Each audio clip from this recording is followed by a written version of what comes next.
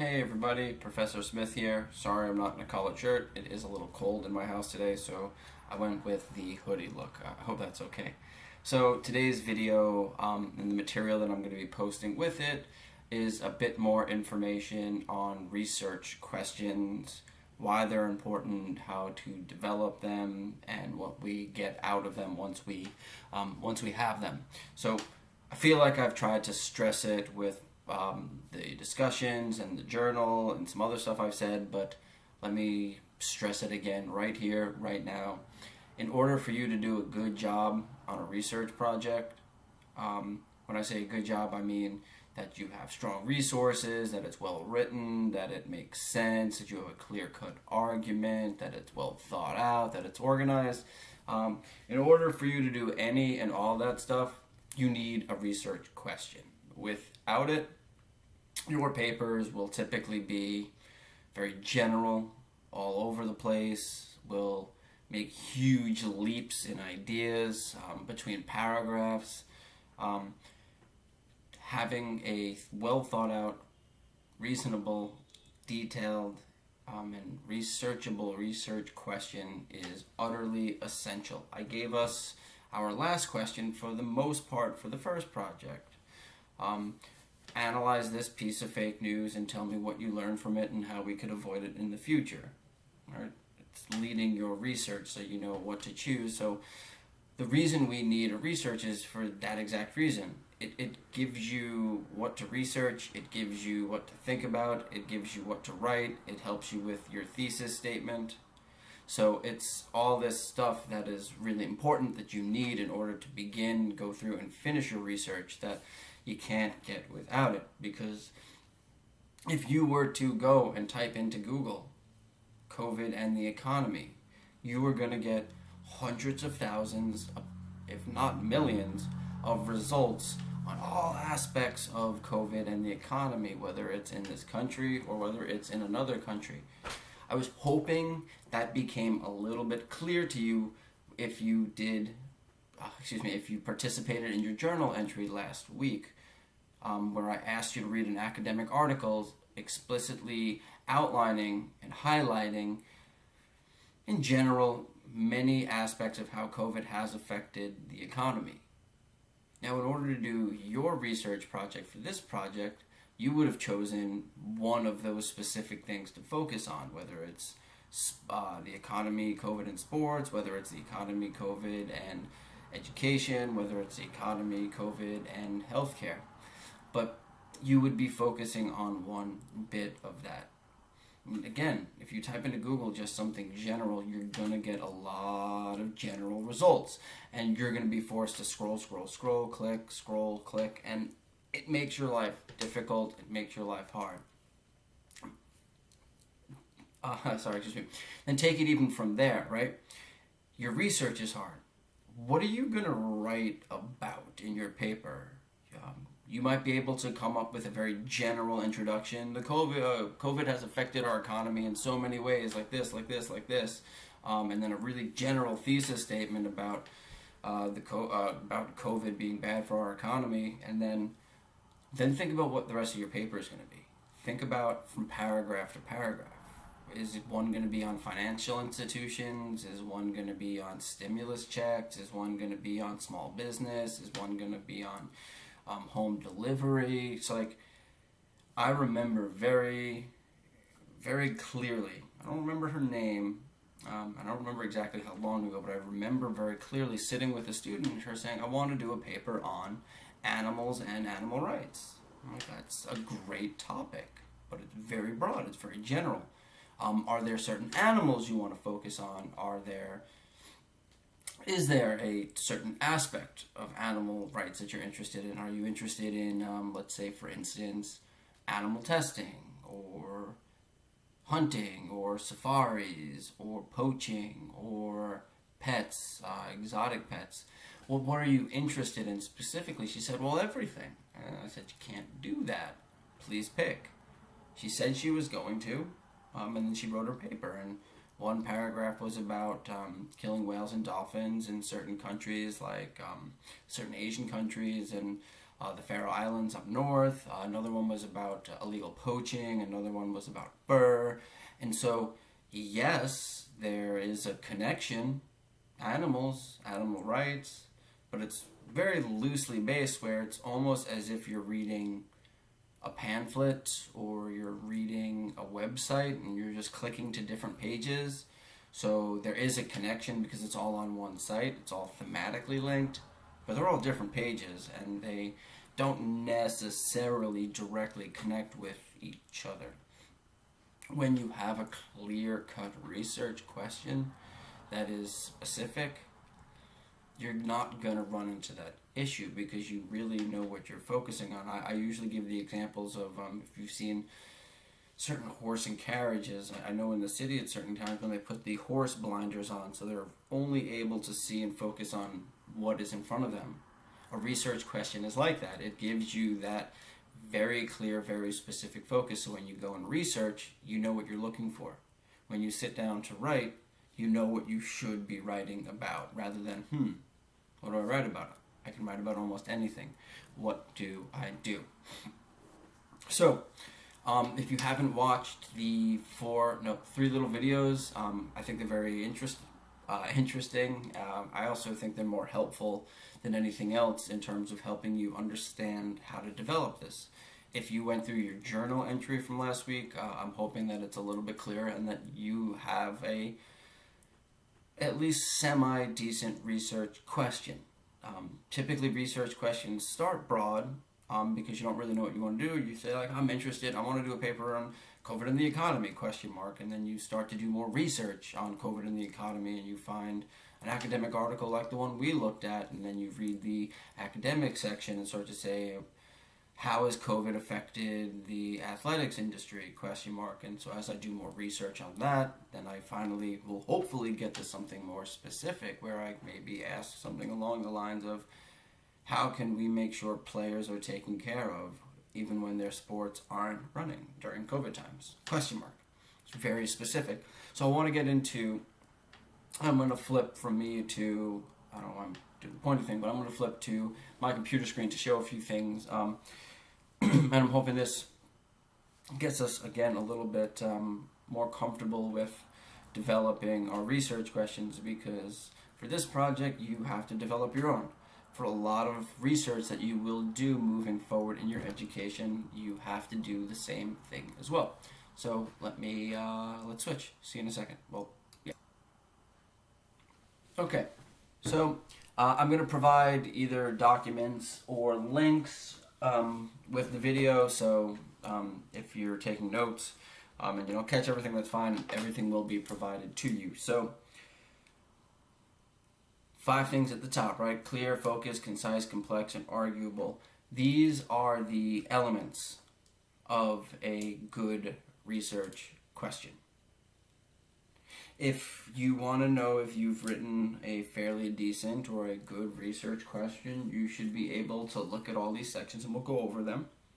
But you should be able to look at them and say, yes, yes, yes, yes, and yes. Like, I've done all these things. I see this in my research paper. A little tip or hack, I don't know if it's a hack so much, but ask somebody else.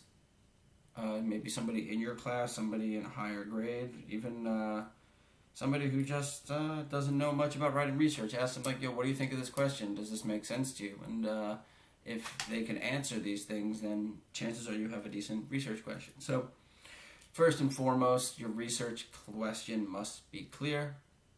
It must be able to provide enough specifics so that one's attention can understand its purpose without needing an explanation. We're working on a research question, not research questions. You want to avoid asking a confusing question like, oh, what is postmodernism? ? And then in the next sentence start explaining what postmodernism is. You really want somebody to be able to understand clearly off the bat how your research question, what you're going to be focusing on in this paper. It should be focused, meaning that it should be narrow, specific enough so that it can be answered in the space that is allowed. For this paper that I'm asking you to do, I've asked for 8 to 10 pages. You can't write an entire paper on the economy. You can't write an entire paper on all animal rights. But you, excuse me, you can write a paper on nursing, COVID care. You can write a paper on college students returning safely to schools that's focused enough. Concise, meaning that you want it to be expressed in as few words as possible. You do not really want your research question to be wordy.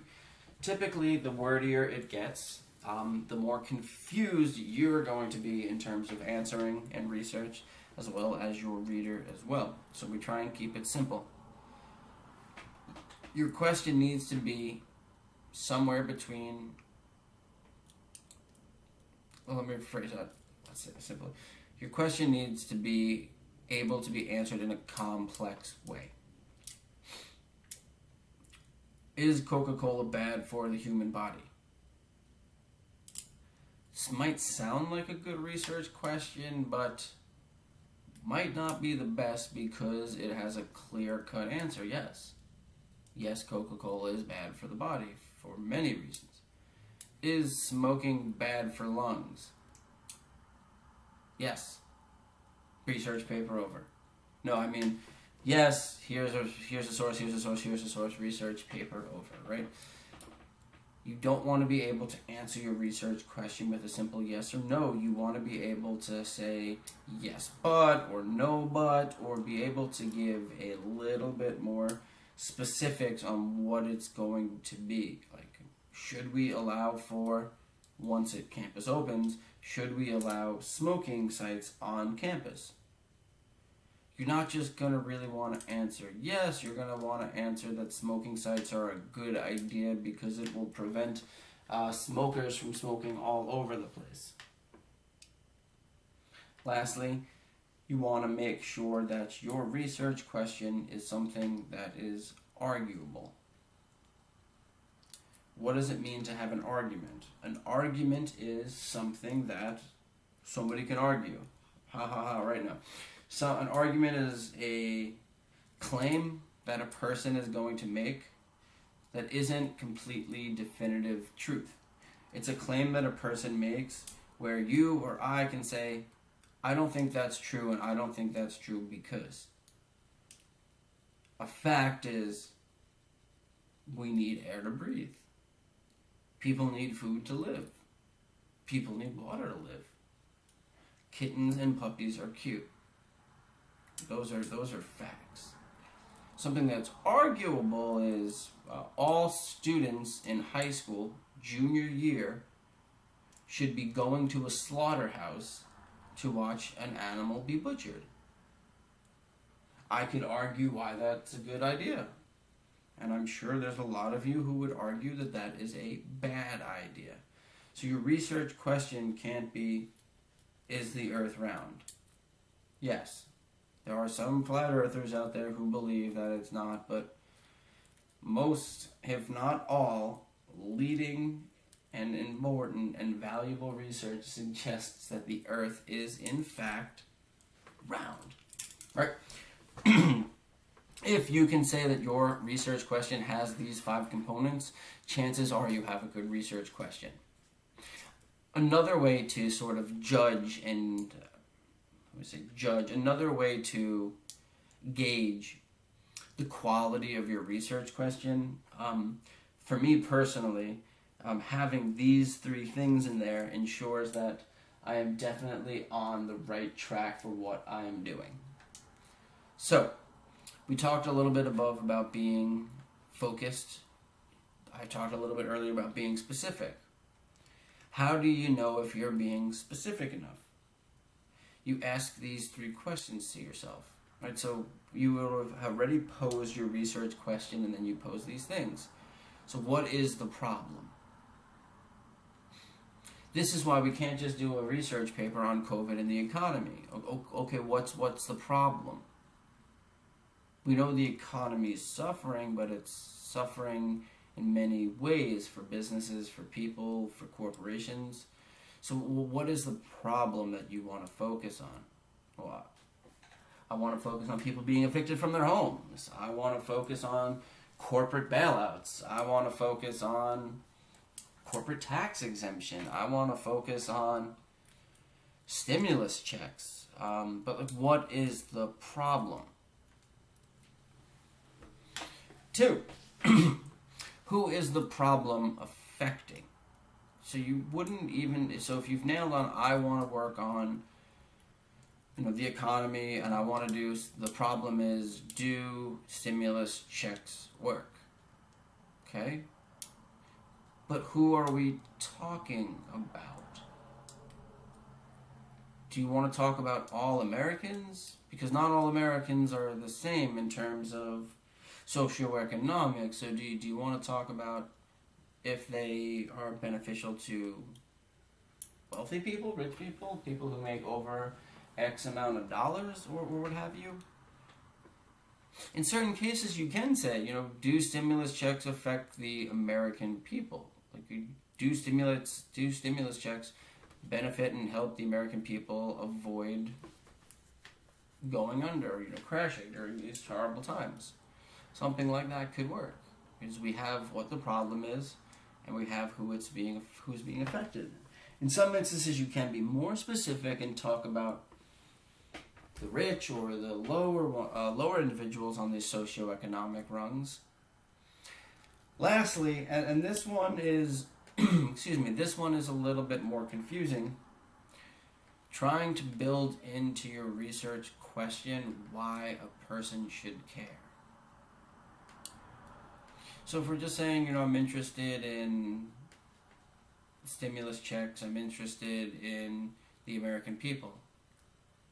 All right, so what is happening to the American people that I might actually care about, myself as the reader? Oh, you should care because people are being kicked out of their homes, people can't afford medicine, and so if I start to think about that and start to build that into my question, you have hopefully what will make for a good question. Who's being spoken, what the problem is, who the problem's affected, and why a person should care about said question. All right, so move on. A checklist. A checklist of potential research questions in humanities, and I stole this. Well, not say stole because I am citing, so I'm citing Vanderbilt University. Again, like we did up above, asking ourselves, does our research question meet these 4 or 5 standards? We would ask ourselves the same thing here. Is the research question something that I or others care about? Is it arguable? Right, we're addressing that here. So a lot of this is relatively similar. 2, is the research question a new spin on an old idea, or does it solve a problem? 3, is it too broad or too narrow? Is the research question researchable within the given time frame? And 5, and finally, what information is needed? Are you going to be able to go out and find that information? Are you going to be able to actually do this research project? So, again, I'm going to post this and just even more information to help kind of show the distinctions between good research questions and bad.